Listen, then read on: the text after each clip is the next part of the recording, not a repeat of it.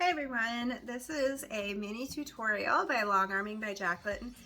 In our beginner quilting bee session 4 we're on, there was a question on what to do if you have a popped seam in your quilt. So if you don't have quite enough seam allowance, or your seam allowance was crooked, or if you have a well-loved quilt that's been finished for many years, sometimes you get where the seam allowance has frayed, and at the seam it will have popped apart, and you can have a little like slit where you see the batting. So what do you do in that case, whether you're still constructing the quilt or it's a quilt that's been in your family for generations?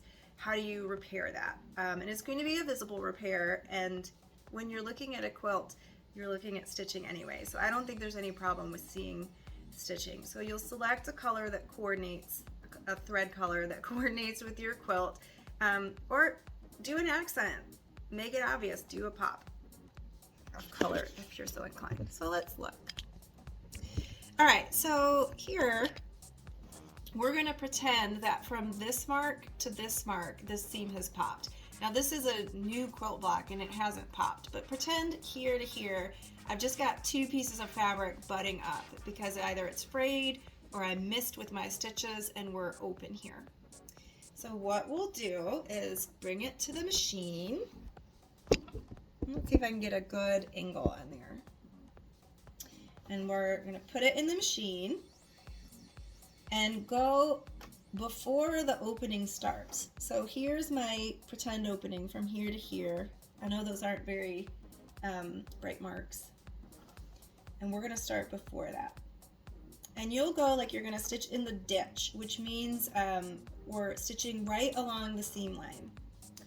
So I'll lower my presser foot, sink my needle in, and you'll notice there's a high side and a low side, and that's because my seam allowance are folded toward this green flannel, so it's a little bit higher.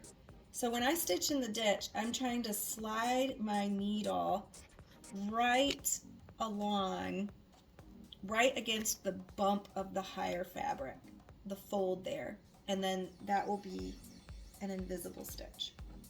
And we'll secure the end of stitching. So go forward, 2 or 3 stitches, go backward, 2 or 3 stitches, forward again. So that is just going to secure my stitching at the start point. It's like putting a little knot there so it doesn't go anywhere. And lift your needle up and we'll switch to a zigzag. So on this machine it's stitch number 4.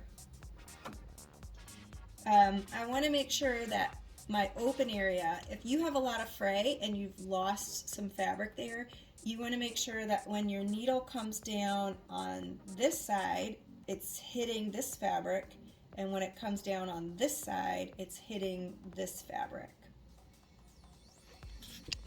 So you want to make sure your stitch is wide enough. And for this one, I like a short stitch, which means how spread out this direction your zigzag is. I like it to be scrunched in tight. So I have very dense stitches that's going to enclose all those raw, messy edges as much as possible. So I'm using my little adjustments here. I'm going to go down to like a 0.6 in the length of my stitch. And I'm going to leave it at the default for this machine, which is 3.6 for the width. Let's give that a test. So I'm going to go needle down, needle up, needle down, needle up, and then let's go take a look. I'm going to try to hold this. So I can see that my thread is landing fully in this fabric and fully in this fabric on the 2 sides. So let's take a few stitches. And you can see that those stitches are close together this way. So I've shortened up that stitch so it'll be very dense, and pretending from this green line to that green line, I've got a frayed open slit, and I would look in there and be able to see my batting through there. So this is not really open, but I'm pretending it is. All right, let's give that a stitch. And I'm going to enclose all the way along my imaginary cut and make sure that I'm landing on here and on here. And if I had that to do over, I might do that even wider. And I'm doing a white thread so you can see. And as I'm sewing along, I want to make sure I don't veer off. So I'm holding this and holding this fabric, and I'm not getting off the edge and veering off. So keep that seam right in the middle of your stitch as much as possible.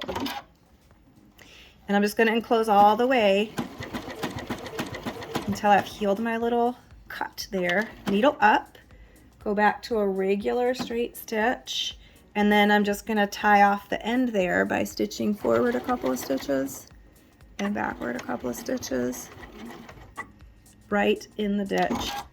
So I don't know if you can see that this side, like this is a little higher because my seam allowance is going this way.